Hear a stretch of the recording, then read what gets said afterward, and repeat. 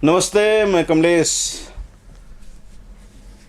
कभी कवि गोपाल दास नीरज जी ने कहा था कि आत्मा के सौंदर्य का शब्द बोध है काव्य, मानव होना भाग्य है, कवि होना सौभाग्य। तुलसीदास जी ने भी कहीं लिखा है कि बड़े भाग्य मानुष तन पाना पावा।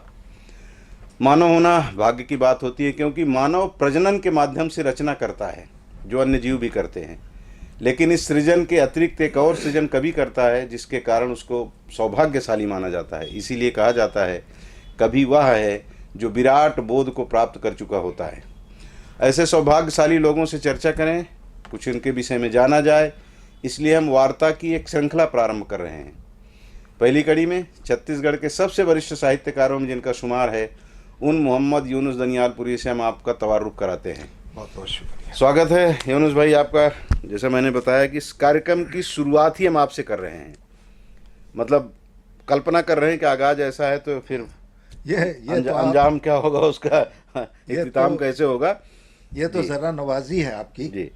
और मैं ग्रैंड एशियन चैनल का भी शुक्रगुजार हूँ कि आज मुझे ये मौका फराहम हुआ कि आपके हुजूर और श्रोताओं के समक्ष दो चार अल्फाज कहने की जुर्रत कर सकूं। जी जी, नहीं, ज़रूरत नहीं। आपका ये बड़प्पन है कि आप इस तरह के शब्दों का चयन हमारे लिए कर रहे हैं, हमारे दर्शकों के लिए कर रहे हैं। मैं सबसे पहले तो आपसे जानना चाहता हूं कि आपकी पैदाइश कहाँ हुई, पढ़ाई लिखाई कहाँ हुई, और कब आपको रुचि हुई कि मैं साहित्य के क्षेत्र में भी मेरा पदार्पण हो और मैं कुछ उसमें जा कर के अपने क्षेत्र का, अपने देश का, अपने प्रदेश का नाम रोशन करूं। दास्तान तो बड़ी लंबी है, मैं बहुत दो चार शब्दों में बात को कहने की कोशिश करूंगा जी। कि मेरा पैदाइशी मुकाम जो है वो बिहार के पहले ज़माने में मुंगेर ज़िला हुआ करते थे, आज में हाल मुकाम वो बेगूसराय जी के एक दनियालपुर नाम के मोहल्ले में जी पैदाइश हमारी हुई। वहाँ से पढ़ाई कंप्लीट करने के बाद मैट्रिकुलेशन उस ज़माने में वहाँ से करने के बाद मैं रांची आ गया आगे की तालीम हासिल करने के लिए, और तालीम हासिल करते करते ही मैंने मुलाजमत रांची ही में पकड़ लिया जी। और रिस्क किया। तो कोरबा पहली मुलाजिमत कहाँ किया आपने? रांची। जी, नहीं, किस विभाग में? वो यही कोल इंडिया, अच्छा, उस कोल जमाने इंडिया में में। इसका नाम था एनसीडीसी, एनसीडीसी। जी नेशनल कोल डेवलपमेंट कारपोरेशन, जी और पूरे देश का वो हेडक्वार्टर रांची में ही था। जी तो वहीं अपनी शुरुआत मुलाजमत की हुई।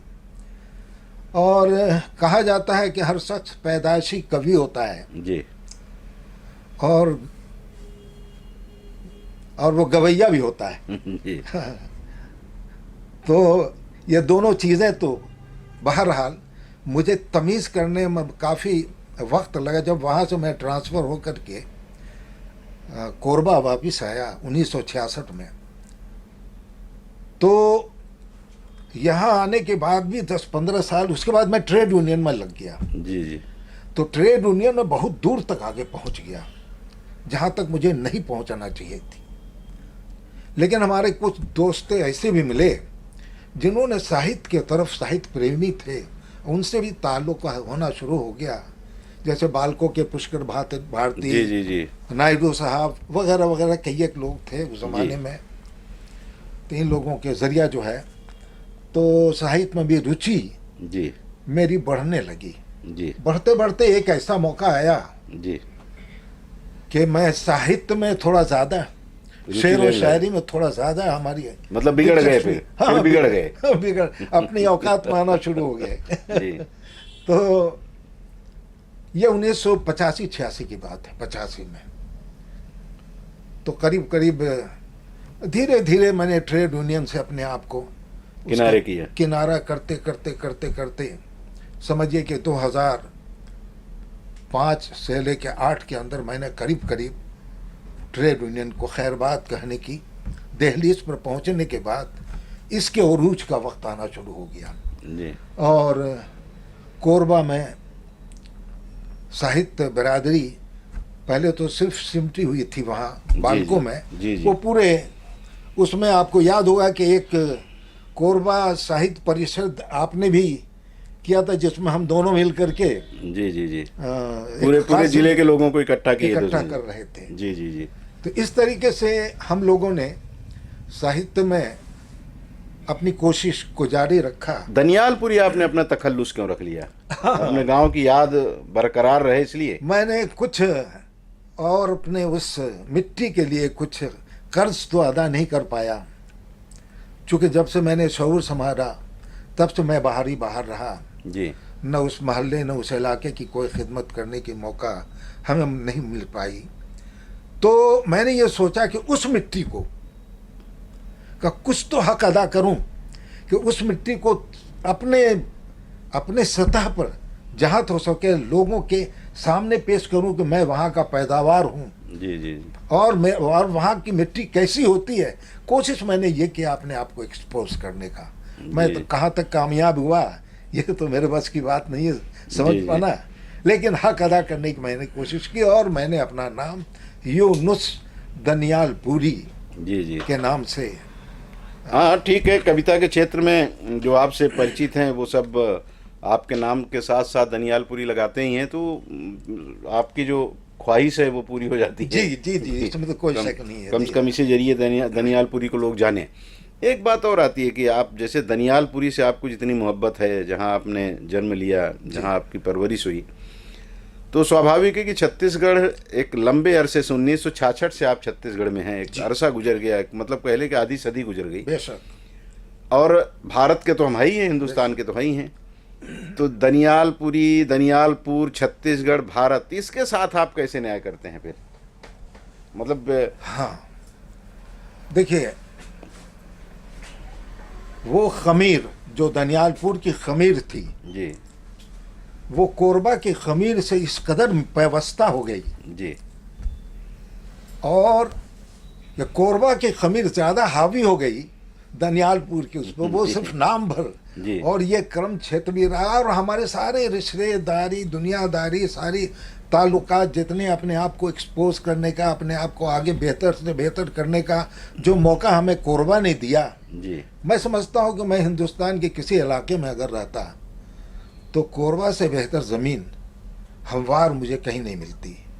और कोरबा के बदौलत मैं ट्रेड यूनियन से लेकर के साहित्य के क्षेत्र में और साहित्यकारों के बीच, सबसे बड़ी बात यह है कमलेश साहब कि कोरबा के साहित्यकार जी और बाकी और प्रदेश या इस प्रदेश के अंदर की भी बात अगर करें तो भी उसको भी शामिल कर लें, तो कोरबा के साहित्यकारों का जो दर्जा, जो खुलूस, जो मोहब्बत, जो अपनापन, जो सच्चापन, समझ गए, और साहित्य के प्रति ईमानदारी से अपने आप को पेश करने की बात, जी जी वो मैंने कोरबा में ही पाया।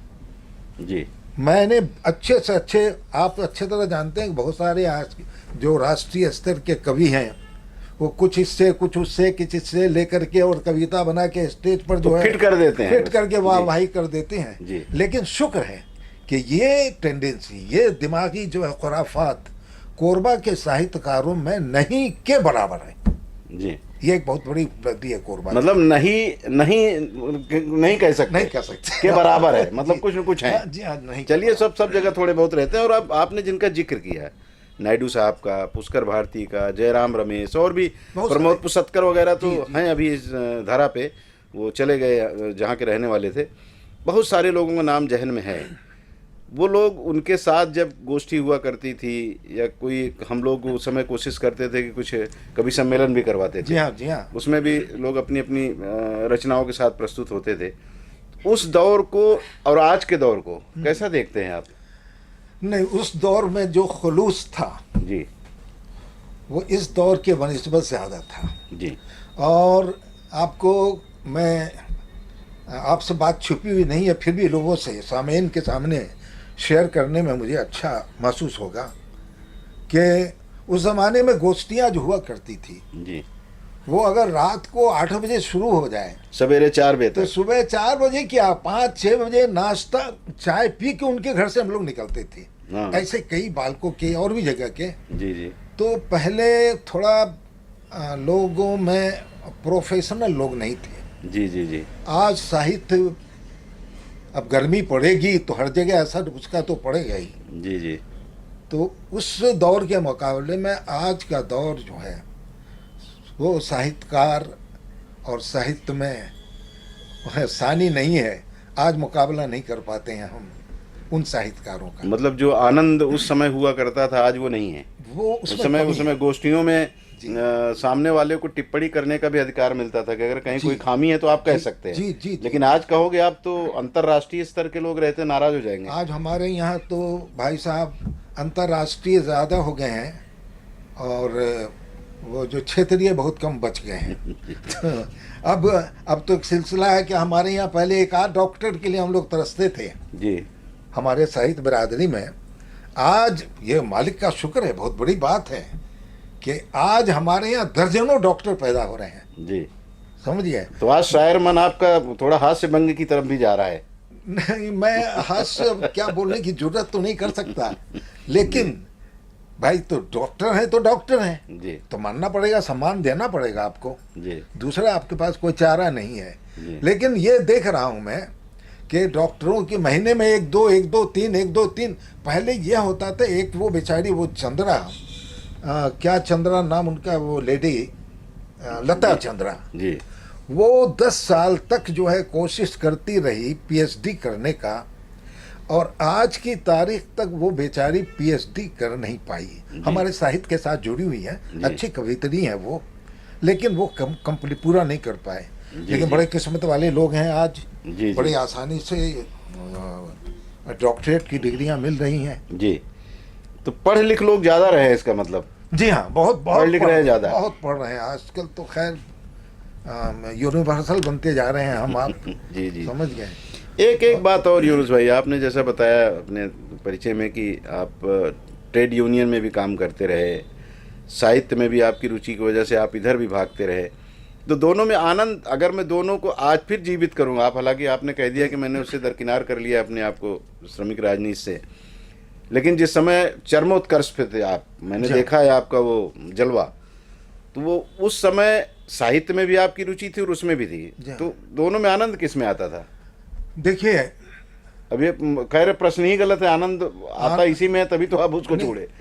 उस तरफ सेवा भाव था जी, ट्रेड यूनियन में। जी, मजदूर से ताल्लुक़ रखने में, उनके परेशानियां दिक्कतों को देखने में, लड़ने में, जुड़ने में, हड़ताल कर रहे हैं, एजिटेशन कर रहे हैं, घेराव कर रहे हैं, बहुत सारी बातें होती थी। तो उसमें वो अंदर की जो ख्वाहिशात, जो रूही खुशी, जी जी जी, समझ रहे हैं, वो तो नसीब नहीं होता था। जी जी, बहुत कम, कभी कोई आपने कोई एजिटेशन किया, कामयाबी मिल गई, हड़ताल किया, उसमें आपने फतह का झंडा गाड़ दिया तो आपको कुछ मिल गया, अदरवाइज संघर्ष ही संघर्ष है जी। और ट्रेड यूनियन में मैंने महसूस इसका देखने में, शायरी की दुनिया में मैंने देखा कि यहाँ इंसान किसी भी चीज़ का मोहताज नहीं है, वो खुद मुख्तार है जी। उसके दिल के अंदर जो बातें आती है वो उसको कलमबंद करता है जी, वो दूसरे के लिए नहीं, जो साहित्यकार होगा वो दूसरे के लिए नहीं लिखता है जी, वो अपने दिल की तसल्ली, अपने खुद के चैन, स्वांता सुखा एक शब्द है उसके लिए जी, खुद के लिए जी। तो साहित्यकारों ने यह तो आम तौर से उसी श्रेणी में मैं भी राय के दाने के बराबर अपने आप को समझ लूँ तो मेरी खुद किस्मती है। मैं कोई शायर वगैरह तो हूँ नहीं, लोगों ने शायर कहना शुरू कर दिया, ये लोगों का बड़प्पन है, वरना मैं अपने आप को जानता हूँ कि मैं कतरा भी समुंदर का नहीं हूँ जी।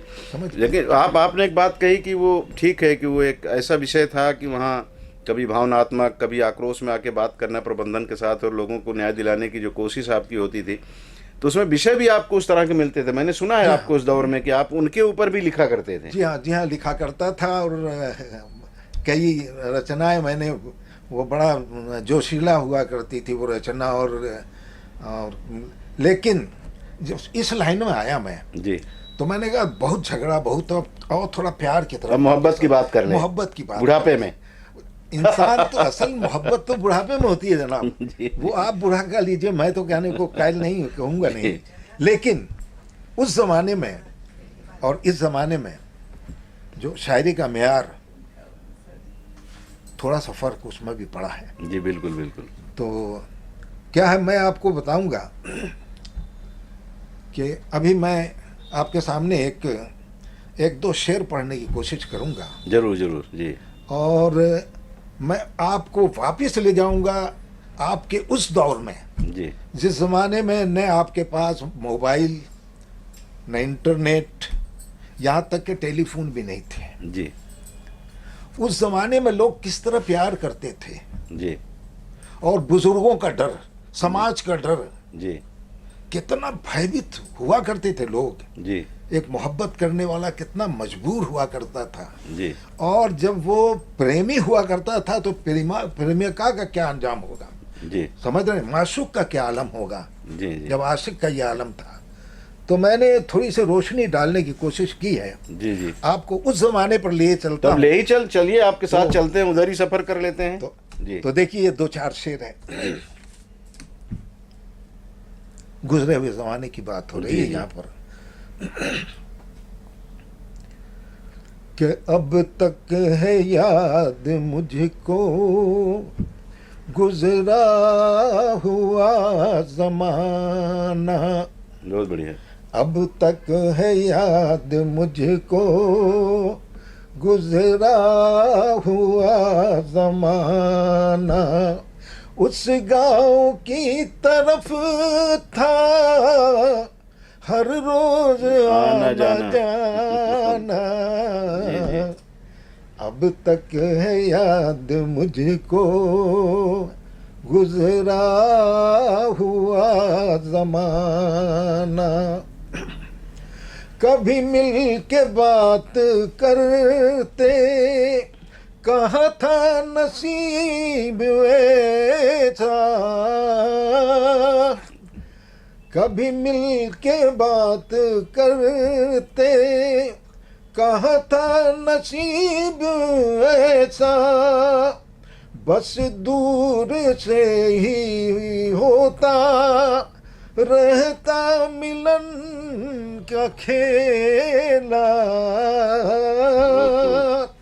मिलने के ढूंढते थे हर दिन नया बहाना, अब तक है याद मुझको गुजरा हुआ जमाना, उस गांव की तरफ था मेरा रोज आना जाना, अब तक है यार। और आगे देखिए, बहुत सुंदर जी।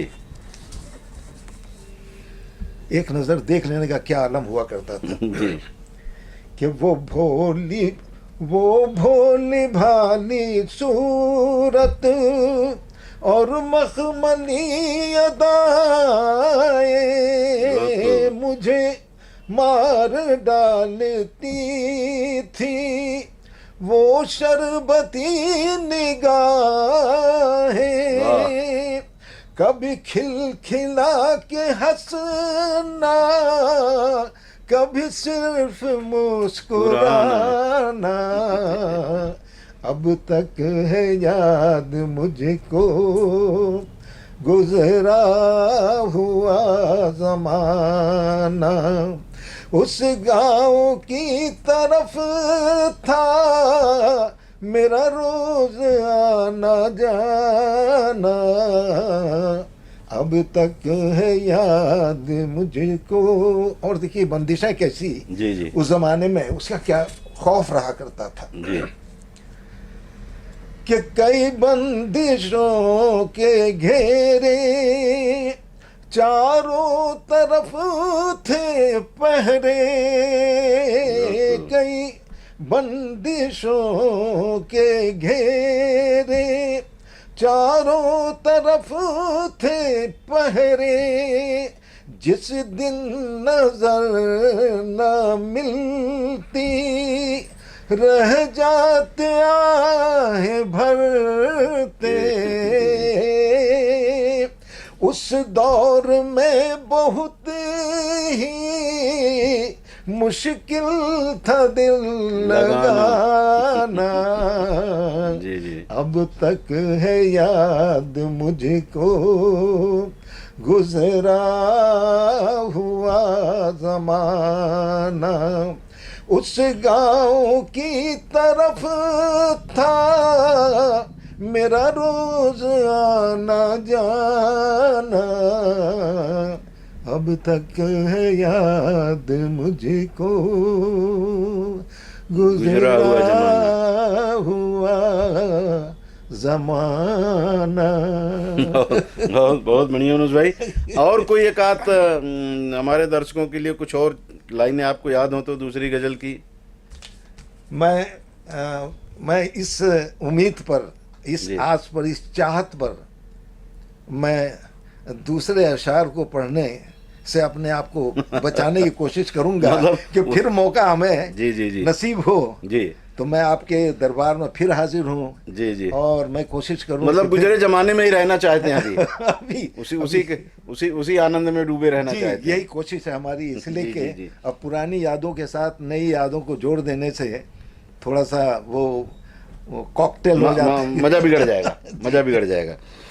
खैर, आपने एक बात कही तो मुझे ये चंद लाइनें याद आ रही हैं। मैंने लिख भी रखा था आपके लिए कि अपने मयार से तो मैं नीचे आने से रहा, शेर भूखा हो तो भी घास खाने से रहा, कर सको तो मेरी चाहत का यकीन कर लेना, अब तुम्हें चीर कर दिल तो दिखाने से रहा। क्या बात है, क्या अब बात अब चूंकि आज हम शुरुआत कर रहे हैं इस कार्यक्रम की, और मुझे पहले बताना था लेकिन मैं अभी आपको बता दूं कि कोरबा के साहित्यकारों के सरपरस्त हैं आप। और कोरबा के साहित्यकार जिसके बारे में आपने जिक्र किया, वो छत्तीसगढ़, कोरबा छोड़े, छत्तीसगढ़ की सीमाओं से बाहर देश के अन्यान्य हिस्सों में जा कर के रचना पाठ कर रहे हैं। वहाँ खूब वाही वाही मिल रही है उनको, तो स्वाभाविक उनको इस मुकाम तक वो जो पहुँचे हैं उनको तराशने में यूनुस भाई की बड़ी भूमिका रही है सरपरस्त के रूप में। उनको बारंबार याद कराना कि आपको किस तरह से अपनी रचनाओं को प्रस्तुत करना चाहिए, रचनाओं में कोई कमी है तो उसको हंसी मजाक में ही इंगित कर देना, ये इनकी आदत में शामिल है और लोगों ने उसको स्वीकार किया है। और यही वजह है कि कोरबा अब साहित्य के क्षितिज पर पूरे देश में देखा जा रहा है। और मेरी ख्वाहिश है, मैं पहले भी इसको आपको दूसरे कार्यक्रम में बता चुका हूँ कि यूनुस भाई को हमने अपने इस कार्यक्रम का संपादक बना रखा है पहले से ही, इनसे अनुमति लेकर के।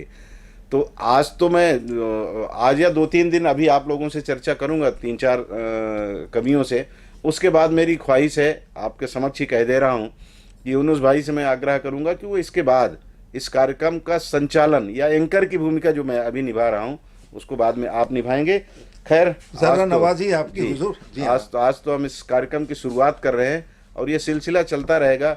यूनुस भाई से आप सुनेंगे और भी बात करते करते और भी बहुत सारी बातें आपके समक्ष अपनी रखेंगे, दूसरों की बातें और अपने जो उनके तजुर्बे हैं उसको भी आपके साथ तकसीम करेंगे। खैर, काव्यधारा को आज हम यही विराम देते हैं। बहुत बहुत शुक्रिया आपको कार्यक्रम देखने का, और यूनुस भाई हमारे आग्रह को स्वीकार करके यहाँ आने का और बतौर एंकर बाद में हमारे दर्शकों के समक्ष हमारे अन्य साहित्यकारों को ले जाने की जिम्मेदारी निर्वहित करने का हमसे वादा करने का बहुत बहुत शुक्रिया। बहुत बहुत शुक्रिया आपका हुजूर।